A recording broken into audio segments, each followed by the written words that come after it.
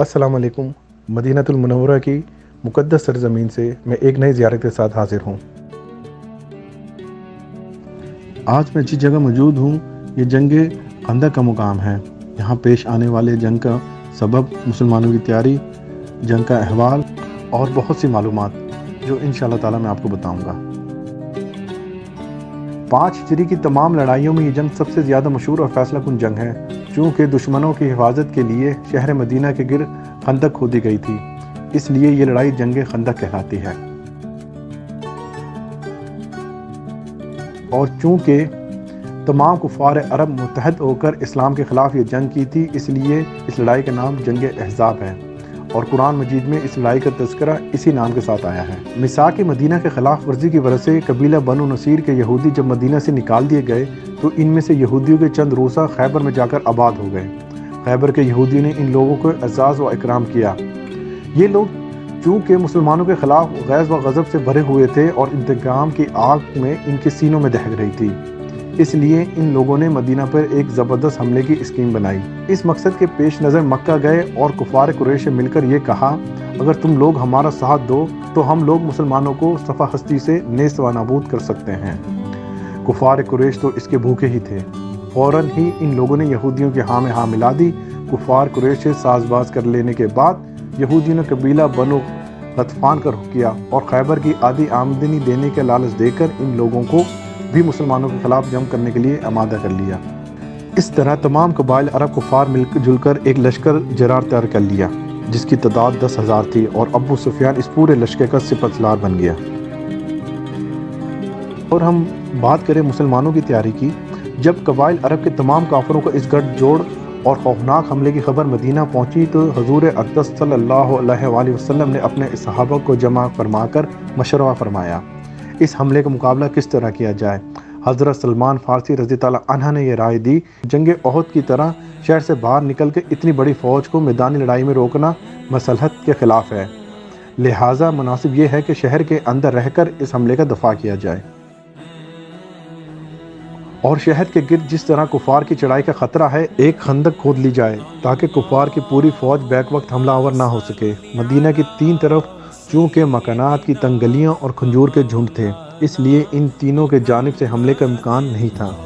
مدینہ کا صرف ایک رخ کھلا ہوا تھا، اس لیے یہ طے کیا گیا اس طرف 5 گز کی گہری خندق کھودی جائے۔ چنانچہ 8 ذوالقعدہ سن 5 ہجری کو حضور اکرم صلی اللہ علیہ وآلہ وسلم نے 3000 صحابہ کرام رضی اللہ عنہ کے ساتھ لے کر خندق کھودنے میں مصروف ہو گئے۔ حضور اکرم صلی اللہ علیہ وآلہ وسلم نے خود اپنے دست مبارک سے خندق کی حد بندی فرمائی اور 10 آدمیوں پر 10 گز زمین تقسیم فرما دی، اور تقریباً 20 دن میں یہ خندق تیار ہو گئی۔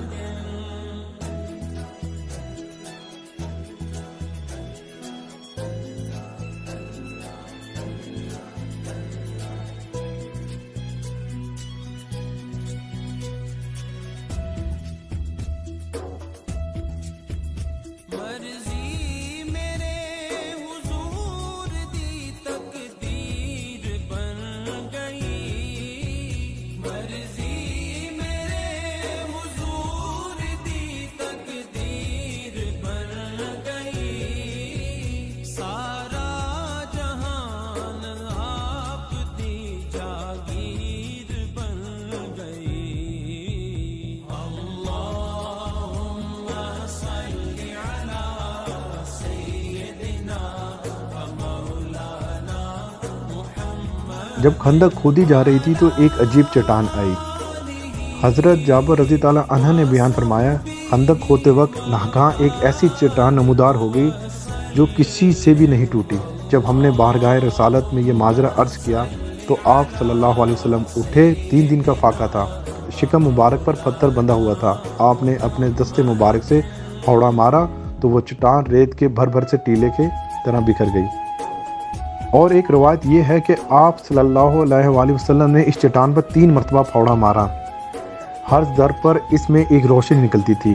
اس روشنی میں آپ نے شام و ایران اور یمن کے شہروں کو دیکھ لیا اور ان تینوں ملکوں کی فتح ہونے کی صحابہ کرام رضی اللہ عنہ کو بشارت دی۔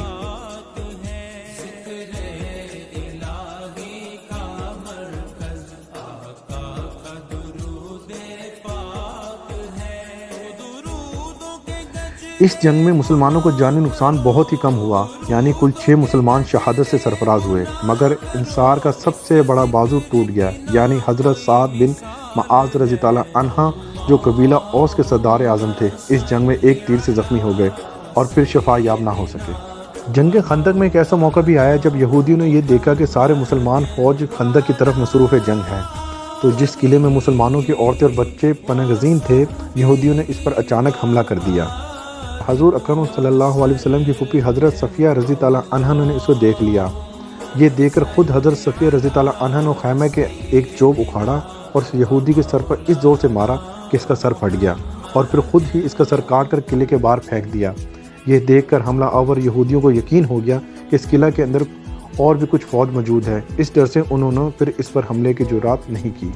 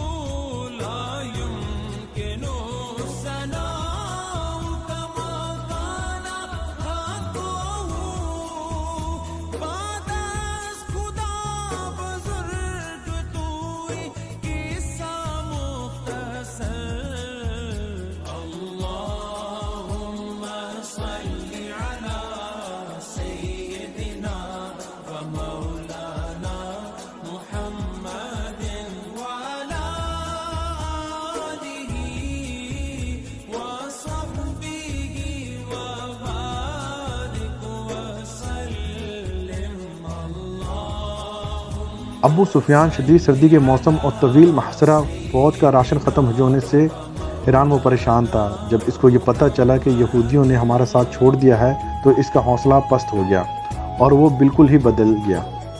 پھر ناگہاں کفار کے لشکر پر قہر و قہار کا غضب جبار کی ایسی مار پڑی کہ اچانک مشرق کی جانب سے ایسی طوفان خیز آندھی آئی کہ دیگیں چولہوں پر سر الٹ پلٹ ہو گئیں، خیمے اکھڑ اکھڑ کر اڑ گئے اور کافروں پر ایسی وحشت اور دہشت سوار ہوگی انہیں رائے فرار اختیار کرنے کے سوا کوئی چارہ نہ رہا۔